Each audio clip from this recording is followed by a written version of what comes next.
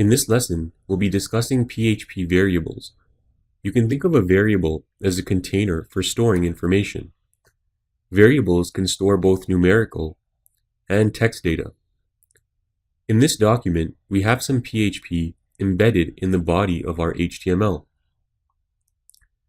In PHP, a variable declaration must start with the $sign, followed by the variable name. In this case, we've named the first variable var1.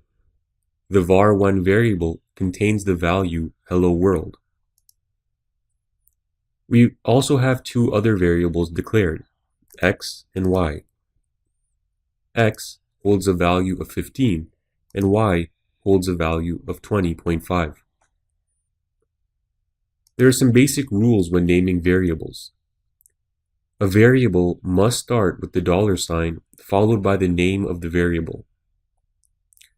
A variable name must start with a letter or the underscore character. A variable name cannot start with a number.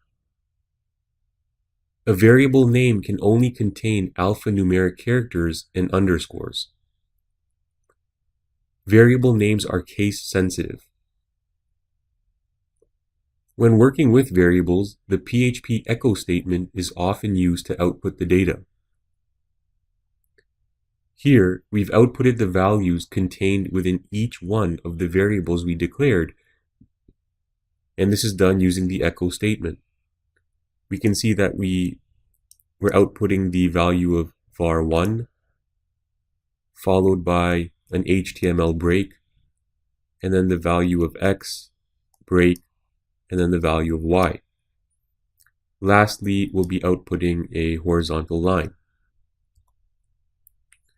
And you can see the output here in our web browser, hello world, the value of x, which is 15, and the value of y, which is 20.5. We can also output a combination of variables and text.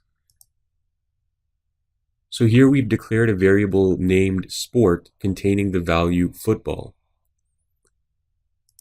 Next, we have an echo statement which outputs the words I like, and then the value of the variable sport, which in this case is football.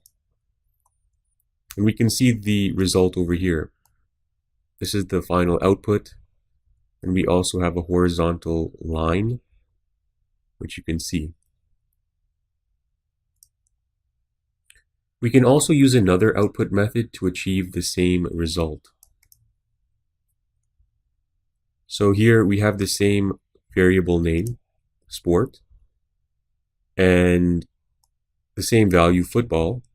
The only difference is in the format of the echo statement. In this next example, we output the value of one variable added to another.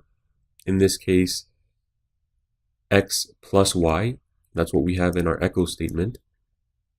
X has been assigned the value of 5, and y has been assigned the value of 6. Notice that we don't have to put quotations around numerical values.